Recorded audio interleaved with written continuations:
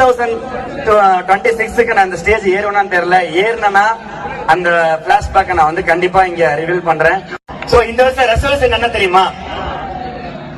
இந்த வருஷம் எனக்கு யார் சப்போர்ட் பண்றீங்களோ இல்லையோ, நான் ஈரோடு மக்கள் மேல இல்ல, எந்த அளவுக்கு நான் வந்து சிரிக்க வைக்க ட்ரை பண்றனோ, பாக்குறவங்க கண்ணுக்கு இவன் இப்படிதான் அப்படிதான் முன்ன விட்டு பின்ன பேசினாலும் என்ன ட்ரோல் பண்ணாலும், இந்த வருஷம் ரெசல்யூஷன் எடுத்தது என்னன்னா, இந்த 2025 முடியறதுக்குள்ள 1M அடிப்பேன், 1 மில்லியன் கண்டிப்பா நான் அடிப்பேன். இன்ஸ்டாகிராம்ல சேலஞ்ச் பண்றேன்.